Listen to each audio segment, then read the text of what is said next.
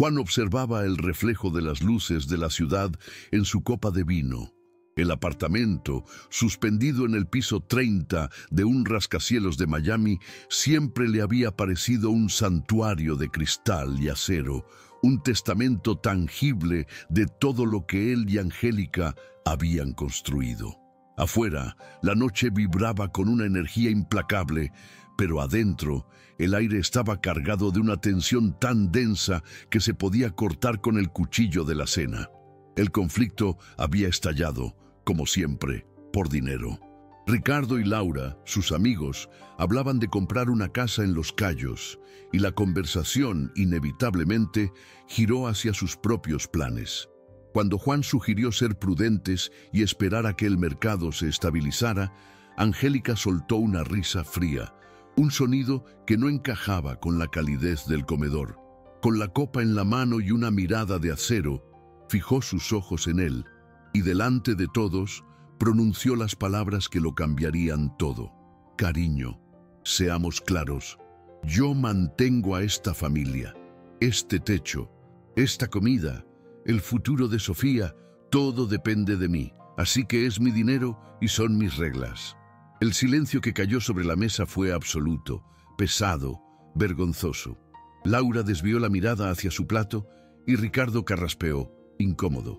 Años de complicidad, de sacrificios mutuos y de respeto se hicieron añicos en un solo instante. Juan sintió cómo el calor le subía por el cuello, pero su rostro permaneció impasible. Una calma gélida se apoderó de él. Levantó su propia copa, el líquido oscuro, arremolinándose dentro. Con una sonrisa que no llegó a sus ojos, brindó hacia ella. Por el poder de la proveedora, tienes razón, amor, es tu carga. La vida no siempre había sido así. Juan recordaba las tardes en que el sol se filtraba por los ventanales, pintando el suelo de madera con rayas doradas. Él llegaba de su estudio de arquitectura, a menudo antes que ella, y el apartamento olía a hogar.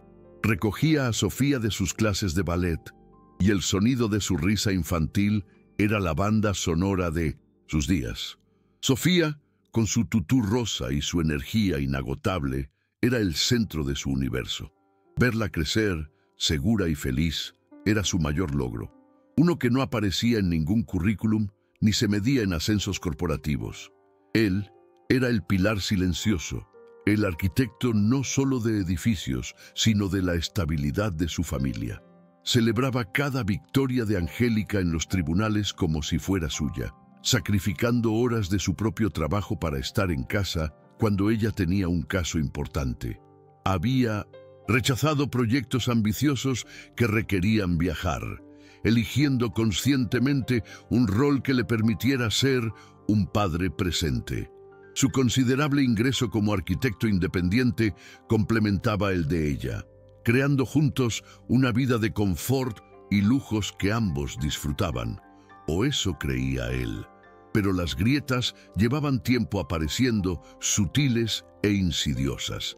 En las cenas corporativas era presentado no como Juan, el arquitecto, sino como el esposo de Angélica, una etiqueta invisible que lo reducía a un accesorio de su éxito.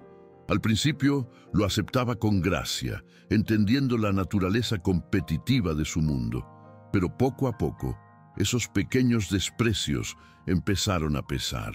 Eran como gotas de agua cayendo sobre una piedra, erosionando lentamente su identidad. Recordaba una conversación de hacía unos meses. Hablaban de las finanzas y él sugirió diversificar sus inversiones.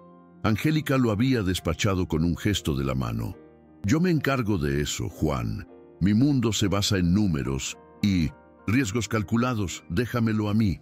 No fue lo que dijo, sino cómo lo dijo, con una condescendencia afilada que lo hizo sentir pequeño, incompetente. Él, que diseñaba estructuras complejas, que entendía de presupuestos y proyecciones, era tratado como un niño que no sabía manejar su mesada. Intentó minimizarlo. Se dijo a sí mismo que era el estrés, El trabajo de Angélica era una olla a presión de plazos imposibles y clientes exigentes. Era natural que esa tensión se derramara en casa. Él era el fuerte, el que podía absorberlo. Se convenció de que mantener la paz era más importante que ganar una discusión. Creía que podía mantenerlo todo bajo control, que su amor era un ancla lo suficientemente fuerte para soportar cualquier tormenta. Pero la tormenta ya estaba dentro de su casa. Las discusiones se volvieron más frecuentes, siempre veladas bajo una capa de falsa civilidad. Una compra impulsiva de un bolso de miles de dólares por parte de ella. Un comentario sarcástico sobre el tiempo libre que él tenía. Injusticias silenciosas que se acumulaban como polvo en los rincones de su matrimonio.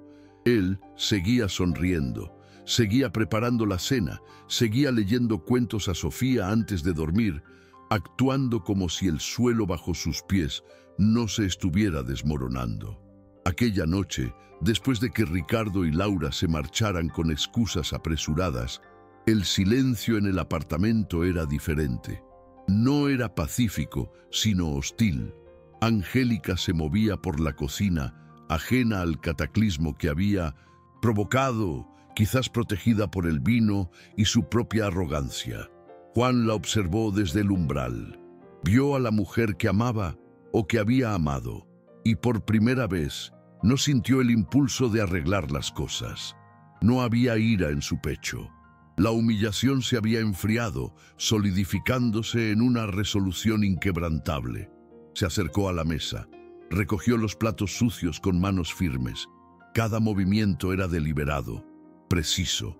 El arquitecto en él estaba diseñando un nuevo plano, no uno de venganza, sino de revelación. Mientras Angélica se preparaba para dormir, ajena a todo, Juan se sentó frente a su laptop.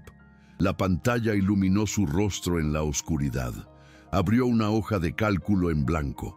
Era hora de mostrarle el verdadero costo de la vida que ella creía sostener sola. Era hora de que las reglas, sus reglas, se aplicaran de verdad. La estabilidad se había roto. La esperanza se había transformado en un frío propósito.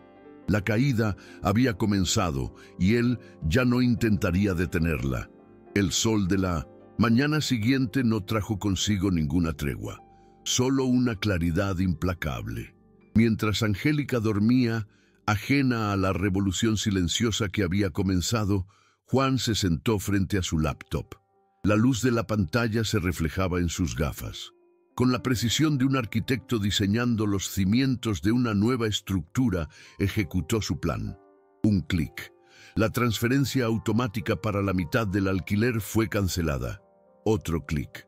La orden de pago para la exclusiva guardería de Sofía, eliminada.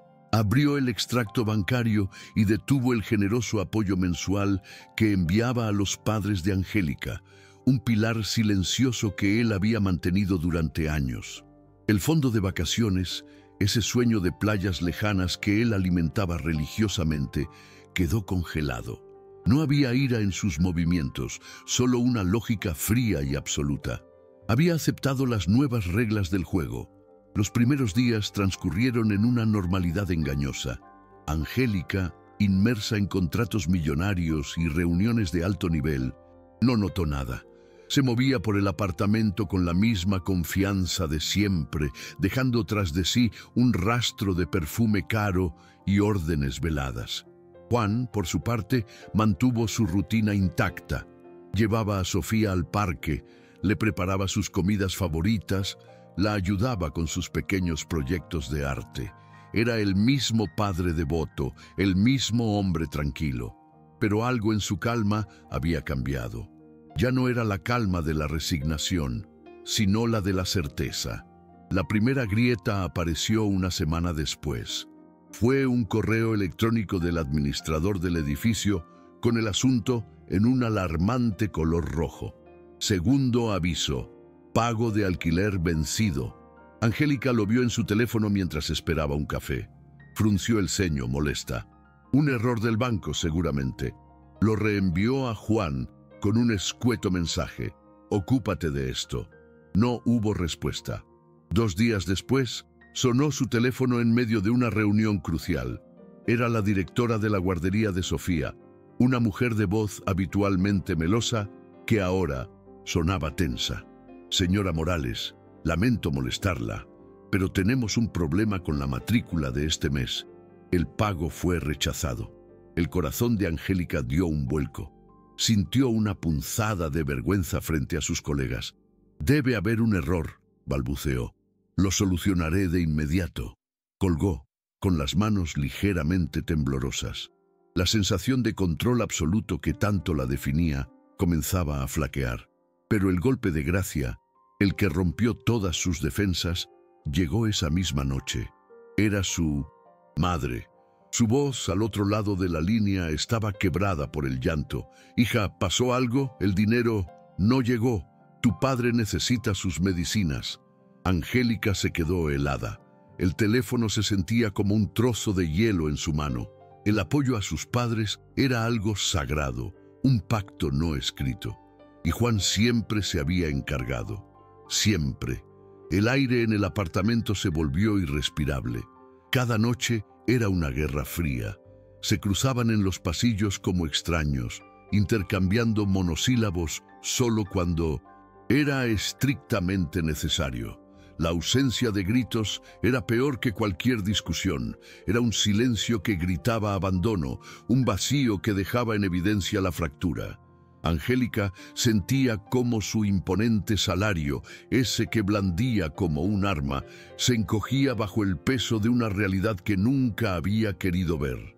Las facturas se acumulaban en la encimera de mármol de la cocina, recordatorios mudos de un estilo de vida construido por dos. Finalmente, una noche, no pudo más. Lo encontró en su estudio, dibujando en una tableta digital, la luz de la pantalla proyectando sombras en su rostro concentrado. La imagen de su serenidad la enfureció. «¿Qué diablos está pasando, Juan?», espetó, su voz temblando de rabia y desesperación. «¿Es una especie de broma enferma? Mi madre me llamó llorando, la escuela de Sofía, el alquiler». Juan levantó la vista lentamente. No había sorpresa en sus ojos, solo una infinita paciencia. Apagó la tableta y se giró hacia ella. «No es ninguna broma, Angélica». Su voz era tranquila, pero firme, cortando el aire tenso. «Siéntate». Ella se negó, permaneciendo de pie con los brazos cruzados, una fortaleza a punto de derrumbarse. Él no insistió.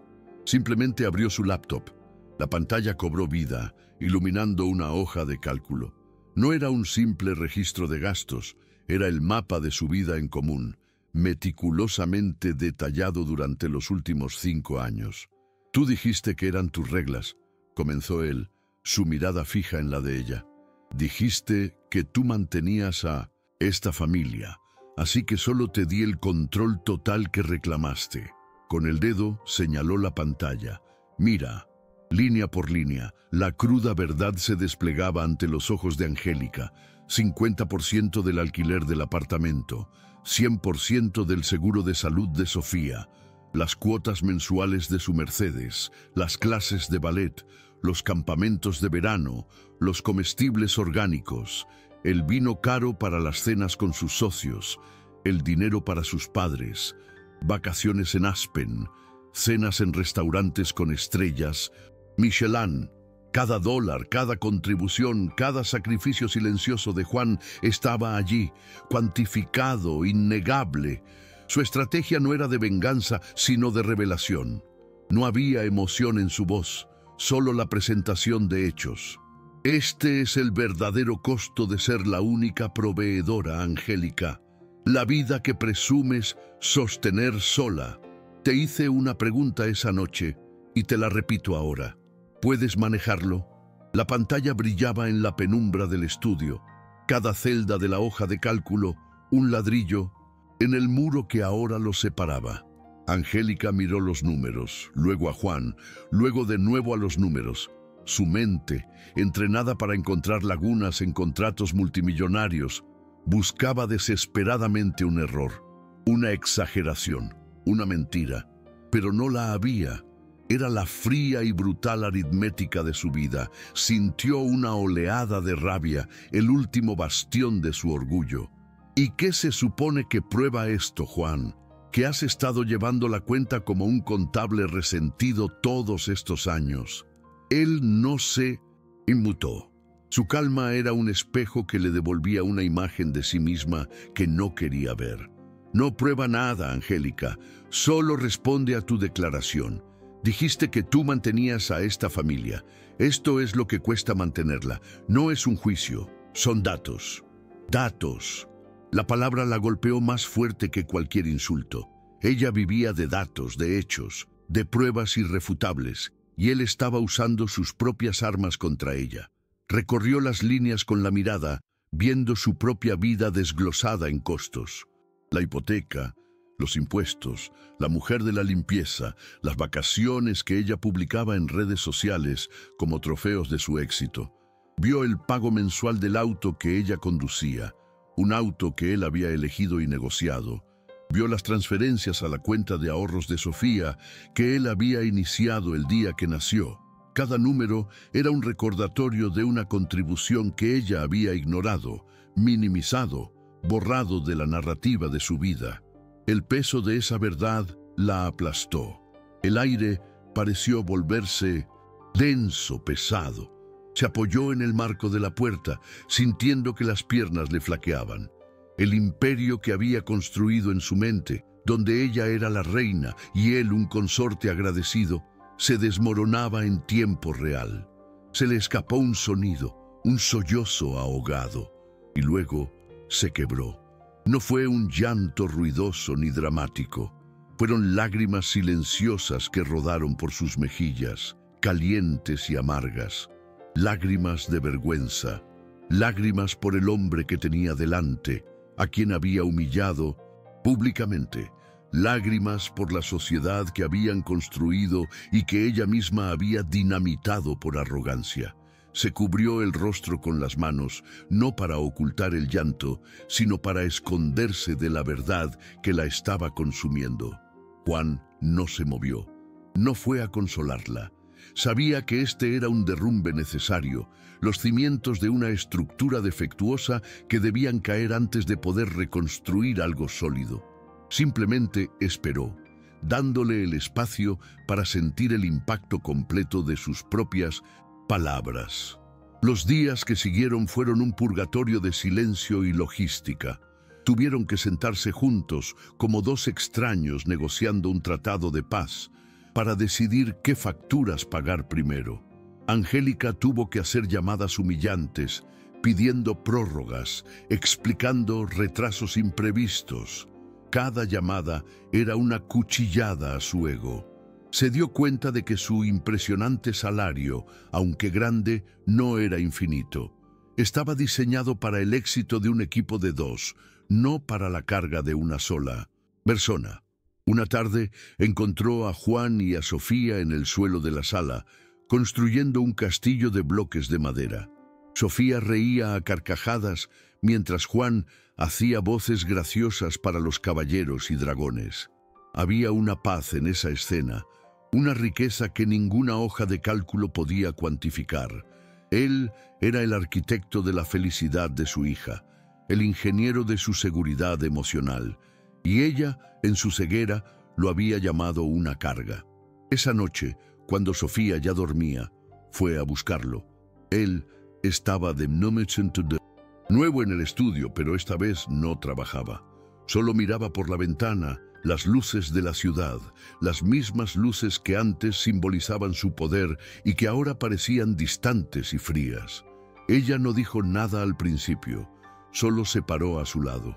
El silencio ya no era hostil, sino expectante. «Lo siento», susurró. La palabra se sintió pequeña, inadecuada, pero era todo lo que tenía. Tenías razón. Fui cruel y estaba equivocada. Juan se giró para mirarla. Por primera vez en semanas, vio algo más, allá de la fría resolución en sus ojos. Vio el dolor que él también había estado conteniendo. «Yo también lo siento, Angélica», dijo él, su voz apenas un murmullo. «Nunca quise que llegáramos a esto. No fue una absolución, ni un final feliz instantáneo. Fue el primer paso en un largo camino de regreso. A la mañana siguiente, Angélica se levantó antes que nadie. Preparó el café, tal como a Juan le gustaba. Cuando él entró en la cocina, encontró 2 tazas sobre la encimera y la laptop de ella abierta, no con un contrato, sino con la misma hoja de cálculo. «Ok», dijo ella mirándolo a los ojos. Enséñame a construir de nuevo, juntos». Era una petición, no una orden. Y en esa simple frase, Juan supo que la arquitecta de su familia estaba lista para aprender a leer los planos de nuevo. La caída había sido brutal, pero estaban en el fondo. Y desde el fondo, el único camino posible era hacia arriba. 2 años después, el sol no se filtraba a través de los ventanales de un rascacielos, sino que inundaba un estudio de techos altos y paredes de ladrillo visto. El aire olía a café recién hecho, a madera y a papel. Era el aroma del trabajo honesto, de la creatividad en movimiento. Juan, de pie frente a una maqueta de un centro comunitario, ajustaba un pequeño árbol con la punta de sus dedos. Llevaba una camisa de lino arremangada y una sonrisa tranquila, una que ahora sí le llegaba a los ojos. Este lugar, su firma de arquitectura, Morales & Co., era su santuario, un testamento, no de lo que había construido con alguien más, sino de lo que había reconstruido por sí mismo. La puerta se abrió y Sofía, ahora con 7 años, entró corriendo, con su mochila de unicornios rebotando en su espalda. «¡Papi!», se lanzó a sus brazos y él la levantó en el aire, haciéndola reír a carcajadas. Detrás de ella, Angélica se detuvo en el umbral. Su apariencia seguía siendo impecable, su traje de diseñador perfectamente entallado, pero había algo diferente en su mirada. La sin arrogancia de acero había sido reemplazada por una especie de respeto melancólico. «Hola, Juan», dijo, su voz suave. Sus ojos recorrieron el estudio, deteniéndose en el premio de diseño que descansaba en una estantería. «El artículo en la revista de arquitectura te quedó genial. ¡Felicidades!». «Gracias, Angélica». No había rencor en su voz, solo una cordialidad serena. La distancia entre ellos ya no estaba llena de tensión, sino de una paz negociada, una paz por el bien de Sofía.